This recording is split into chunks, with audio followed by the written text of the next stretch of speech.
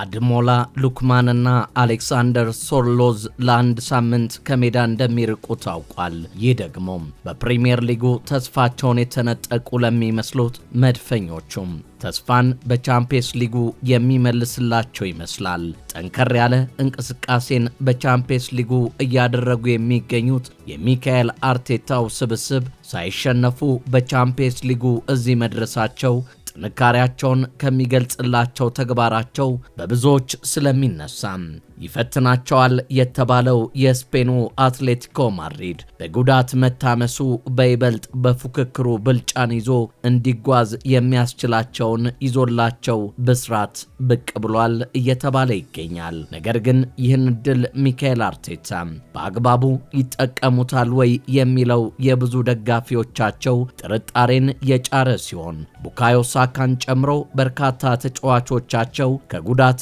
በቶሎ አገግመው ወደ ሜዳ ከተመለሱላቸው ሌላኛው ድርብ እድላቸው ይመስላል። ወደ ቻምፒየንስ ሊጉ ስንመለስ የአውሮፓ ቻምፒየንስ ሊግ የግማሽ ፍጻሜ ጨዋታዎች የዛሬ ሳምንት መከናወናቸውን ይቀጥላሉ።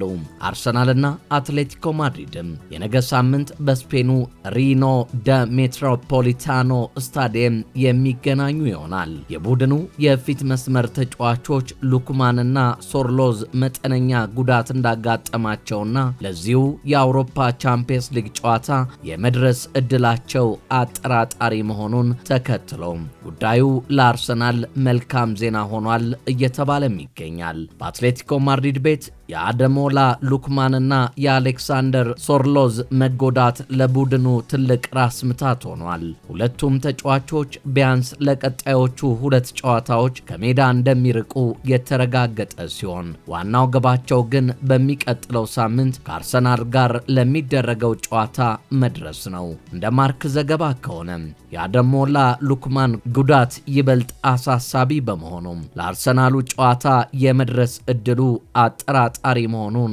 አስነብቧል። በሌላ በኩል በአሌክሳንደር ሶርሎዝ ላይ የተሻለ ተስፋ ያለ ሲሆን በቶሎ አገግሞ ወደ ሜዳ እንደሚመለስ ይጠበቃል። ተጫዋቾቹ በዚህ ሳምንት ከኤልቼና ከአትሌቲክ ቢልባኦ ጋር የሚያደርጉት የላሊጋ ጨዋታዎች የሚያመልጧቸው ይሆናል። ይህ የጉዳት ዜና የመጣው አትሌቲኮ ማድሪድ በኮፓ ዴላሬ ፍጻሜ በሪያል ሶሲዳድ ተሸንፎ ዋንጫውን ባጣ ማግስት ነው። ሉክማን በዚያ ጨዋታ ላይ ግብ ማስቆጠር ቢችልም በ62ኛው ደቂቃ ላይ በደረሰበት የጡንቻ ጉዳት ምክንያት ተቀይሮ ለመውጣት ተገዷል። አሰልጣኝ ዲያጎ ሲሞኒ በእነዚህ ሁለት ተጫዋቾች ምትክ ጁሊያን አልቫሬዝንና ኒኮላስ ጎንዛሌዝን በመጠቀም ክፍተቱን ለመሙላት እንደሚሞክሩ እየተነገረ ይገኛል። ክለቡ በተለይም በቻምፒየንስ ሊጉ የግማሽ ፍጻሜ ከአርሰናል ጋር ለሚያደርገው ወሳኝ ፍልሚያ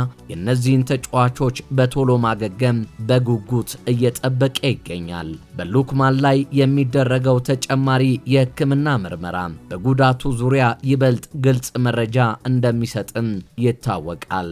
አደሞላ ሉክማን ባሳለፍነው ጥር ወር ከጣሊያኑ ክለብ አትላንታ በመልቀቅ አትሌቲኮ ማድሪድን ከተቀላቀለ በኋላ በአጭር ጊዜ ውስጥ በ14 ጨዋታዎች 4 ግቦችን ማስቆጠር ችሏል። በተጨማሪም አንድ ለጎል የሚሆን ኳስ አመቻችቶ ያቀበለ ሲሆን በተለይም በአውሮፓ ቻምፒየንስ ሊግ ባርሴሎና ላይ ያስቆጠራት ጎል እንዲሁም በኮፓ ዴላሬ የፍጻሜ ጨዋታ ላይ ያስቆጠራት ግብ በክለቡ ደጋፊዎች ዘንድ ትልቅ ቦታ እንድታገኝ አድርጓቸዋል። አሌክሳንደር ሶርሎዝ በበኩሉ በነሐሴ ወር 2024 ከቪላሪያል ወደ አትሌቲኮ ማድሪድ ከተዘዋወረ በኋላ በአጠቃላይ 100 ጨዋታዎችን አድርጓል። በእነዚህ ጨዋታዎች 41 ግቦችን ያስቆጠረ ሲሆን 3 ለጎል የሚሆኑ ኳሶችን አመቻችቶ አቀብሏል። ሶርሎዝ ባለፈው የውድድር ዘመን በላሊጋው 20 ግቦችን ያስቆጠረ ሲሆን በዚህኛው የውድድር ዘመን ደግሞ በሁሉም ውድድሮች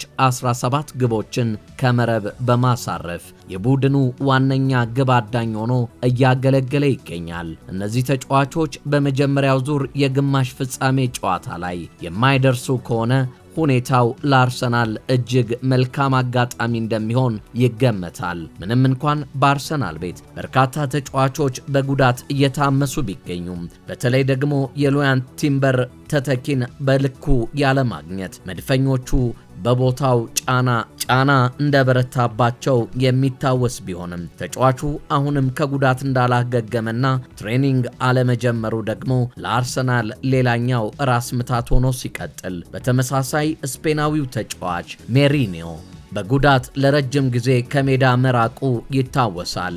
ይህ ሆኖ ሳለ በተጫዋቾቻቸው መካከል የድካም ስሜት መበራከቱና ከጉዳቶቻቸው ያላገገሙት ወሳኝ ተጫዋቾቻቸው እንደዚህ ከቀጠሉ ለመድፈኞቹ በቻምፒየንስ ሊጉም ይሁን በሌሎች የውድድር ፍልሚያዎች ብዙም የሚበረቱ የሚመስሉ አይመስልም። ነገር ግን ሚካኤል አርቴታ ያላቸውን ስንቅ ሰንቀው ለቻምፒየንስ ሊጉ እንደሚዋደቁ በርካቶች እየመሰከሩላቸው ይገኛል። አርሰን ቪንገርን ጨምሮ ሌሎች ታላላቅ ተጫዋቾች የቀድሞ የማንቸስተር ዩናይትድ ተጫዋች የነበረው ሩኒ በበኩሉም የሊጉን ዋንጫ አርሰናሎች ከፍ አድርገው ያነሳሉ ሲልም ግምቱን ሰጥቷቸዋል። ታዲያ ሚካኤል አርቴታ ያፈገፈገና ጥናት የሌለው አጫወትን በመጫወት በልጆቻቸው ላይ በርካታ ድካሞችን እያመጡ በመሆኑም የቻምፒየንስ ሊግ ጉዟቸው ምን ይመስል ይሆን የሚለውን በቀጣይ በአትሌቲኮ ማድሪድ ጨዋታ ላይ በአትሌቲኮ ሜዳ ላይ የምንመለከተው ይሆናል። ታዲያ